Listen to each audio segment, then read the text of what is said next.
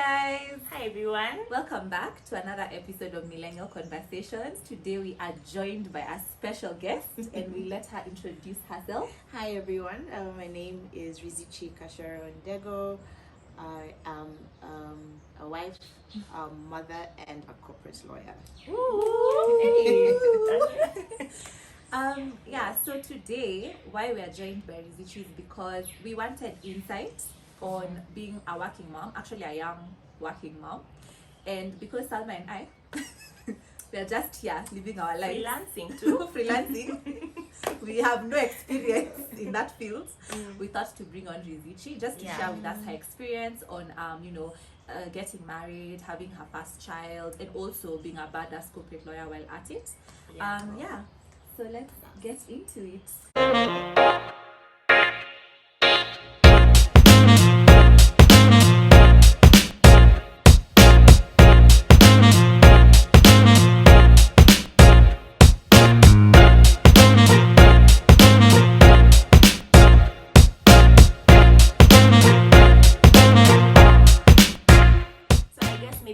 Start with like where we are coming from and why we decided to do this video, because I was actually having this convo with Maria recently and I was telling her how my baby fever has been through the roof. And actually many people who I've been talking to who are in our age group are also saying the same thing. And we decided we actually know someone who is our friend who is going through that experience right now. So maybe she can start by telling us, like, did you feel the same thing? Or was it like a rational decision when you decided to start a family? Like, how did that start? How did that all start for you? I did not have baby fever. Really? At all? Not at all. Like, I'd see a baby and be like, oh, cute, play with the baby, and then return the baby to the mom. And also I had just gotten married. We've been married for a year, and I just gotten confirmed as an associate. So I wasn't really thinking of, having a baby. I always thought actually in my teenagehood that I'd have a baby in my late 30s. But then my husband suggested, why, you want to have a baby? And I thought, why not? Not bad. Not bad. My own baby, and that's how we planned for it. But it's not like I was looking at babies and like drooling to have babies. We just woke up one day and decided, you know what, let's have a baby. Oh, that's really beautiful. That means it was intentional. Like, for you, you knew that I'm going on this journey and this is what I want to do. It was very intentional. We planned it. Like, both of us were set that this is what we're doing the next couple of years. We're having our babies and we're moving. Okay. So actually, I have a question now around planning. Like you said, like you chatted with your hubby and you're like, let's have a kid. So I hear a lot of things out there about planning for babies. I've had a lot of weird things about planning in the 21st century. Like, now when you decide with your hubby you're going to have kids, do you then go to school and book for the child? I've had those things by the way, such as when the child is even like 3, I guess, when they're going to school, they've already been taken in. Is that true? Is that how the world has changed? I have been told. Oh, okay. I've even been told I'm late because I haven't looked for schools. Maybe be standing one. But I need to start because I need to book her for the next 2 years when she turns 2 or 3. Wow. But I have been told, I can't confirm. So I don't know. But it's crazy. There's some schools where, the high-end schools where you're expected to book, expected to plan for school fees. If you're paying school fees for 300,000 per term, you're almost paying $1 million. So you need to plan a year. That's true. But then it's like you have to plan for admission, because it could be that they would tell you do. This year we are booked out. Yes, so that's now on how to do this month. Oh my gosh. Okay, so that's interesting. I wanted to know also, just as way Maria is talking about like parenting in this modern age, there's a lot of books. There's a lot of like blogs. Did you have to do that, or were you trusting your own instincts, like as a mom, to you're being helped by your mom or your aunties or people who've done it before? Like, how did you? Let me tell you, everyone has an opinion. It's true. I can imagine. Everyone has an opinion. Everyone has a track record of this worked for my baby, and this worked for my friend's baby, this worked for my sister's baby. Do this, do that. There are blogs, there's Facebook, there's Instagram, there are books. There's a lot of information out there of how you should raise your baby, what you should do, what you should feed your baby, how your baby should sleep. it's a bit overwhelming because now I was that mom who was on everything. Yeah, Really. like if you see my Instagram and Facebook, it's just babies, vlogs, baby information. Yeah, I've saved a lot of like write-ups on what you should do with your baby, but one piece of advice my cousin told me is that follow your instinct. Okay. Yeah, because that's your baby. I mean, you carry that baby for 9 months. You know your child. You know when your baby is crying for something. Sometimes, yes, you should listen, but listen and pick what you feel like can work for you. Yeah, don't feel obliged to listen because everyone from your parents to that mama on the street who's seeing, hey, your baby's wearing a strapless dress, will be like, yeah, so everyone has an opinion. Okay. Yeah. Because I can imagine also people who feel like they've done something before, they feel like they know better. Yeah. And you being a first time mom, they're like, we need to show you how things are done. Yes, that's true. In fact, what I've learned is when someone comes to ask me for advice, I say, this is what worked for me. Yeah. Okay. I've heard other people, this what works for them, but do you? Yeah. I have such a burning question, and I feel so good that I get to ask it. Me, I want to know, is it as painful as they say it is? And also, as in just like, how do you like prepare yourself for that? I think when you're going towards that time, how did you? So my story, personally, I went for C-section. It wasn't optional, it was an emergency C-section. Okay. I didn't have contractions at all. So I just felt like normal period cramps. That's that's all I felt. So it wasn't like what you see in the movies, screaming and 48 hours labor. I just got period cramps, and when the doctor said so nothing was happening, it's like, okay, we have to go for C-section.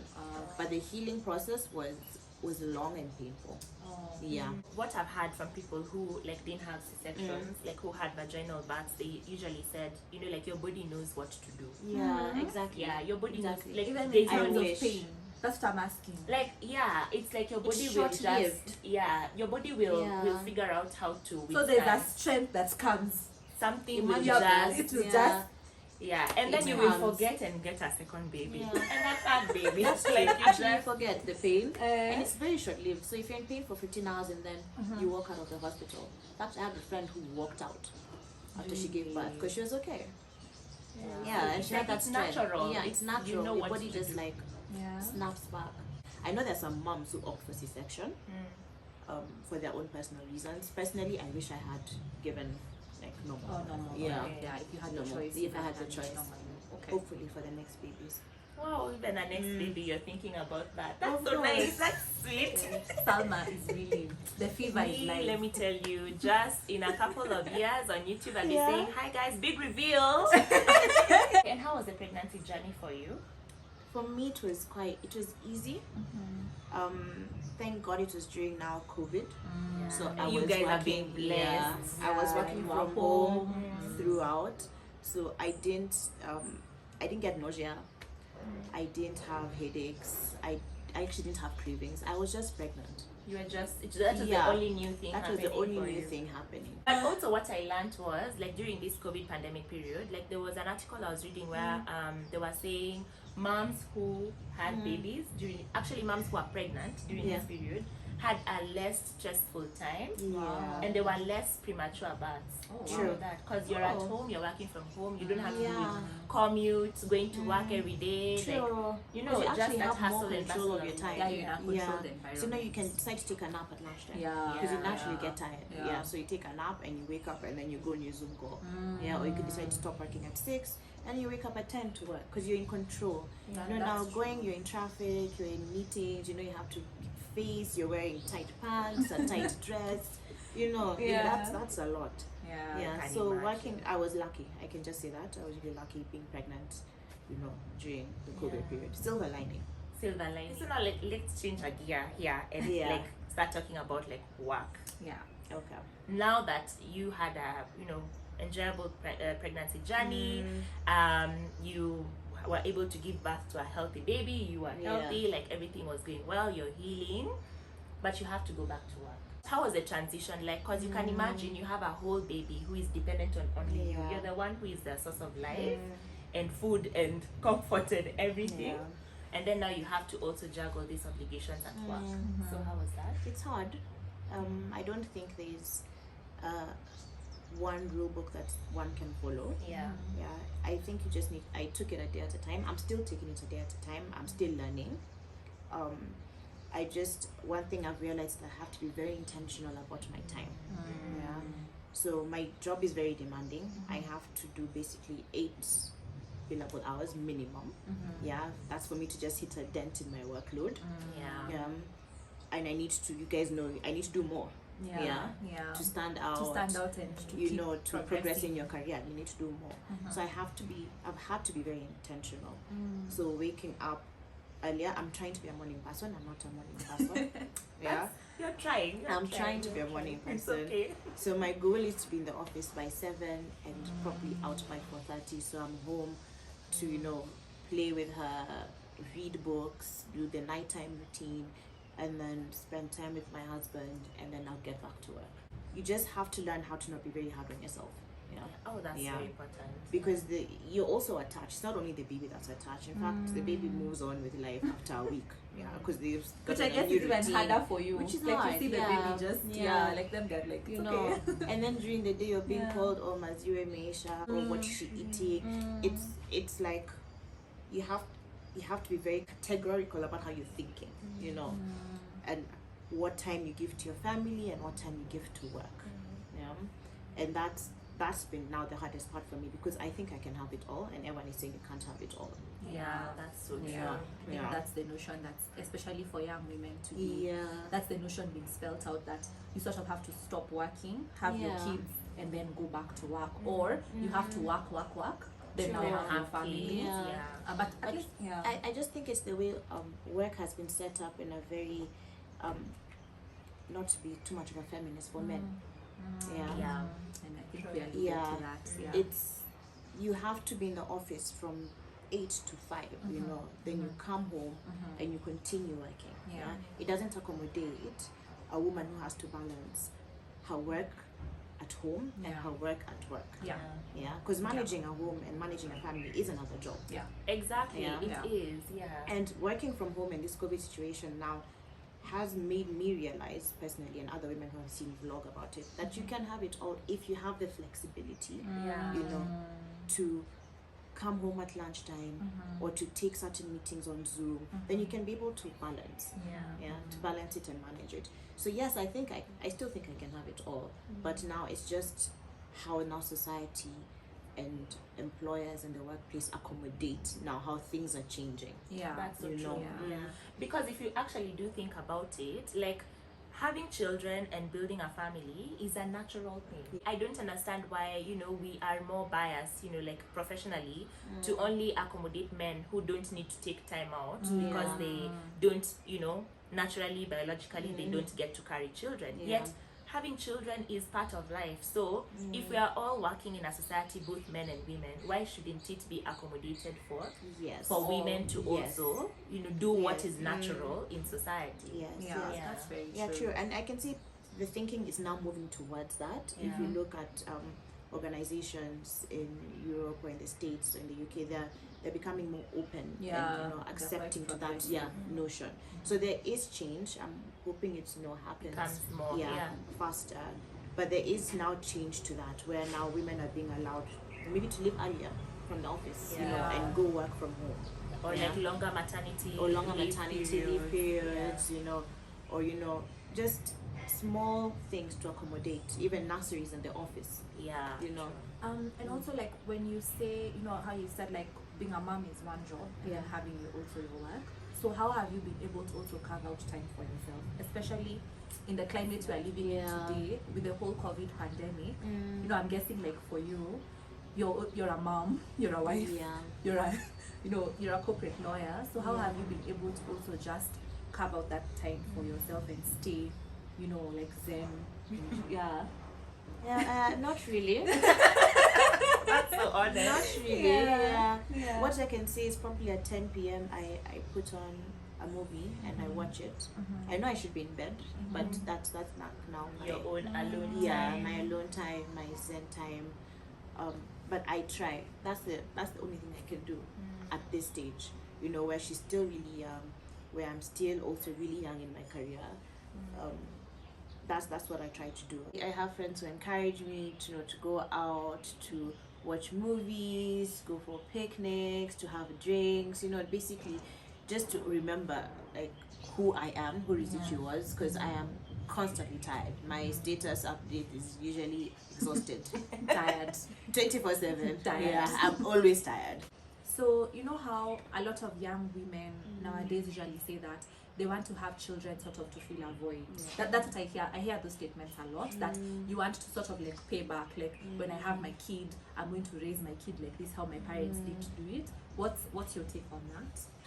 Well, okay, how I personally take it is that my child does not belong to me. My child will eventually grow up and be their own individual and be their own like human. Yeah. And I learned from a very long time that my parents are human. My parents were where I'm at right now. Yeah, they've made mistakes, they've fallen in love, they've broken hearts, their hearts have been broken. They're human beings, yeah. And just because that they're my parents does not mean that they're perfect. Yeah. So it's only later on in life, maybe after I became a mom, that I learned to give them that grace. Yeah. So us growing up and saying, I'm not going to do this like my parents did it. Fine, yes, learn from their mistakes and you know, try not make the same mistake. But I think we also need to be aware that me as Rizichi, me as a new mom, me learning from my parents' mistakes, I may be doing something that hurts my child. That might also require them to have 2 years of therapy. Yeah, which you don't know. Yeah, which you really don't know about. So it's just, my goal right now is to raise someone who understands that humans are to error. Understands to forgive, understands to love, and to be able to stand on their own 2 feet. She's not mine to hold. She's not here to fill a void. Because also now when you have a child to fill a void, then you're also giving them a lot of psychological. And also you're depending on them too much. You shouldn't be putting that burden on them. That's true, because also it's like having children for the wrong reasons. Because you're trying to have a child to sort of fulfill some sort of life project of your own, which they won't. And children are human beings, like they're individuals with their own passions, their own desires. And like we said in our last video, you know, you only get to experience other people. You don't get to own them. So even when you're saying, you realize like your daughter will grow up, your daughter will you know, move out, she will go and have her own life, her own friends, her own family, maybe in the future. Like she's not yours to own. And she's going to be saying, my mom did this, I need to go for therapy. I'm not going to be saying that my mom did, you know. And what I know is that I'm trying my best right now. You know, I'm being very intentional and very aware of what my actions will, how they will affect her. But nothing's perfect. It's true, nothing. And also just like you said, like you actually come to realize like your parents are human beings also, like when you become a parent, because you're like, you're just doing your best. You're doing your best. Your parents probably were also doing their best. And just along that trajectory of like maybe having kids to fill a void, I know we talked about planning, and I just wanted to get your thoughts on so my mom usually says that in their days, them they just used to have kids. Itakuja venye itakuja. Pesa pia itakuja venye itakuja. Mtoto ukuja na sani. And I just wanted to get your thoughts right now, like in the 21st century today. Is that true, especially financially and mentally? No, okay, it depends. What do you want on that sahani? Do you want githeri? Or do you want rice and meat? What do you want on it? In this Nairobi, life is really expensive. Planning to give birth, where are you giving birth, how much is a doctor's fee? The clothes, the cribs, the toys, is your baby on formula? What school is your child going to be going to? It all accumulates. Starting off, it's not that expensive. And you might have the resilience, you know, to push through. But personally, me as Rizichi, I just think you need to plan. Plan how much you're going to put aside for the next 2 years, you know, to accommodate this child and to make sure that your family are comfortable enough. Not to be stressing about, we don't have money for vaccines, or the baby has fallen sick, because things happen. how are you going to pay the hospital bills? How are you going to pay for medication? Or even if you fall sick, do you have to choose if your baby's on formula, or do you have to swap them to cow milk immediately at a young age? It's just, it's those small things that accumulate. So you need to be able to plan ahead. Ahead. Are you a planner in general? Yes. You're a planner. I'm a planner. Okay. I am. Salma loves to hear Yeah, that. I mean, me, I have to plan for myself. Yes. Me, in my big age, I can Yes. only imagine like having to, have another person who is dependent on you Yeah. for everything. Obviously, in my mind, for me to be peaceful, I have to plan. Yeah, I for know them. the planning will come. It At God's time. At God's, No. everything in God's time. At least you don't have a little human depending on you as you're also figuring yourself What they're out. wearing, what Do time they it. take their bath. You wait. Especially the way our economy is set up, and I will always say this on this channel, Yeah. the way our economy is set up, I don't think you can afford to just wing No. it. Have a baby. Yeah, unless you're part of the royal Yeah. family, then by all means, Go ahead. go ahead. Do you? Yeah. You know? Okay, that's Yeah. interesting. And I think it's a really important thing we're saying here about planning, also mentally, because another thing I've also seen is where a lot of us are being pushed a lot as young women to have children when a certain age reaches. So a lot of us young women are settling, for sometimes men who are not the best role models for you, for your child, or even the best partners for you. And maybe Rizichi can also chime into that, because I think it also takes a toll on the baby. Yeah. Like if you're just bringing a baby Yeah. to maybe a situation that's not conducive or it's toxic, etc. Yeah. I think okay, fine. Firstly, you have to also plan mentally, or prepare yourself mentally for this child that's coming in, because a baby is a lot of work. Yeah. From day one, from the moment that child is out of you, there's a lot that's going on inside of you and also around you. Have family around you, people telling you a lot of things, so you have to be very mentally strong. On top of that, you have to have a good support system. So if it's in terms of a partner or a husband or your mother, sister, friends, you need to have that support system. Now, for those women who unfortunately do not end up with good partners, or choose to settle or decide to get someone's sperm, if that's the choice you've made in life, then do you no, this is a judge-free zone. What my advice would be, please be prepared for what you're tying yourself to, because a child is not something that you can decide to walk away and not think about them. When you're working, you're in the middle of a meeting, you remember, are there enough diapers? Oh, I didn't warm the milk. Oh, I forgot to buy butternut. When you're out, the nanny is calling you that this has happened, or her nose is running. It's constantly, the baby is constantly at the back of your mind. So it's a huge obligation, and it's also a duty. This is someone who's looking up to you. This is someone who didn't ask to come to this world. And I understand, like we said, our parents are human, it's hard, but you should try your best to give them the best of yourself. That's true. So you need to be mentally prepared, and if you've chosen to pick someone who won't be there, then you also need to be mentally prepared to know that it is you and you were and it's a duty not to take lightly. As we're even talking about this mental preparation, we're having this conversation about social media and how you feel new moms are very excited on social media. And I always tell her, Maria, there's something on that side which we don't know. We have not seen it. We have not seen it. There's a joy on that other side They of all things. glow. So it's a very nice thing to see, but also we are aware of the realities of the fact that not all moms feel like that when they get that. First of all, do not believe social media. We always say that. We preach that in this channel. Don't believe social media. Even us. Even as we are going to, you can No. preach it, Yes. but still when you see Let me tell you, I can come Yeah. for crying in the bedroom, put on mascara, everything, and take a picture with my child, sing the joys of life.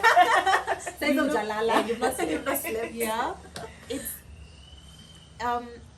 people don't show it. I'll rather say previously a lot of women used to hide the postpartum depression, the baby blues that you go through, but now more women are becoming more vocal about it because it's very common. For instance, my baby was not sleeping for the first 3 months. She had colic, so when it clocked 6 p.m. it was crying all through. Yeah. And of course that affects you as a human Yeah. and as a mom, because you're seeing your child in pain and you're trying to help but you can't, and you just have to wait for them to outgrow that particular stage. So for me, that phase, the first 3 months were really hard. And then it's COVID, so people just can't come unannounced. They have to plan, they have to see if they've been exposed, and you're locked up in this apartment, you can't walk around. So it does affect you. Me, I packed my bags and I went to I took my family, my husband, and we went to Mombasa. And that it helped me get out of it, and also because I was aware. I read a lot about it. A lot of people talked to me about it. My gynecologist was very vocal about it. Be aware of these symptoms. If you're feeling like you just want to sleep, or if you're feeling down, or if you're feeling constantly exhausted, which now for me, I was always tired, and not being out in the sun was now also affecting me. I decided, you know what, let me go to Shams, and get out of it. That helped me. So thank God it didn't get into postpartum depression. But therefore, there are those women who have it harder. They give birth and they don't love their baby immediately, or they're finding it harder to adjust, or they don't have the option of going to Sharks and having that support and family and people to laugh around you, and you're stuck in the house, and you all of a sudden wake up and you're already in this really deep funk and you don't know how to get out of it. So that's hard, and all I can advise is for women to now read up on it or follow platforms where women are especially like very vocal about it. Even men go through postpartum depression. Oh wow. And most people are not aware of that because their life has also changed. You're demanding so much from them all of a sudden, and they have this huge responsibility, but people are not aware of it. Sometimes the focus is all on the women, and not on the man. So having forums and reading about it and speaking to other moms and couples also now helps you understand and be like, hey, I'm not the only one. They've gone through this, I can get out of it. That's very insightful. Good to know the fact that the more we keep talking about it, I think the more we keep creating awareness and to make it like a safe space for people to keep talking about it. And to know you're not people alone. who need help to get help. Or have the support that they need around them. Because you said a very important thing that people hide postpartum, and I guess it's important for maybe the people around them to actually be the ones to even know more of it. They might be the ones to pull you out. I think even with normal depression, sometimes you yourself can't pull yourself out, and then the people who are around you are the ones who can pick up and you actually yes, that's true. That's really good. So I guess that's it from us.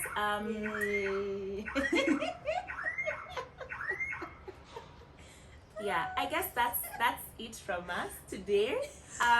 Rizichi, thank you so much for coming. My and pleasure. I know just coming here already and talking about your experience is a little like bearing, a bit of you to the world, and we really appreciate that because the point of this platform really is to have those kind of important conversations and to encourage people to talk about stuff that maybe we are going through, and maybe to like trigger some interest for you to also go and find out more information about. It was really a pleasure. You were talking about some platforms where you can get for young mothers. There are very many millennials right now who are very vocal about what they're going through, locally in Kenya and internationally. For working moms, for moms going through postpartum depression, talking about the burdens that moms have, what you constantly think about, and it just helps you feel understood. It also gives you another perspective of viewing something. So just like look for these forums. Once you start doing research, they keep popping up. And when it becomes too much, again, delete them, block them, because it can get overwhelming. As well. I can imagine. That's so true. Maybe also just to wrap this up, you can tell us, just knowing everything you know now, and having raised a very beautiful daughter who is almost one. Almost one. Your parting shot for us. Tell us, like, is there something you feel could be done better? Like, is there in terms of support? Like, do you feel maybe there could have been, or for people who are going through this, like something that could be done better? Just speaking from a perspective where you can look back and be like, I wish there was this, I wish there was that, I wish you know, people did this for me, or this would have made things easier or better, or yeah? For me, it's just one. Personally, don't be hard on yourself. I think I've already mentioned that. Yeah. Like, give yourself the grace to learn, the grace to understand the situation that you're in. 2, there is no rule book. Yeah. Do things your own way. Yeah. Your family's way, your way. You and your child and your partner, or you and your child, your mom. Find your routine and what works for you. Yeah. Because at the end of the day, it's you in the house, it's you in bed alone, it's you going through your mental thoughts. Yeah. That makes sense. That's it. Yeah, so thank you so much. That's Thank really you nice. guys so much. If you're also having baby fever, just follow Salma. Yes, I'm happy to start a forum. We can Her handle is discuss. Oh my Miss gosh. Tush on Instagram. Thank you guys so much, Rizichi. Thank you so much My for pleasure, my pleasure, being here. See you guys next time. Yeah, thank you for Bye. watching. Bye.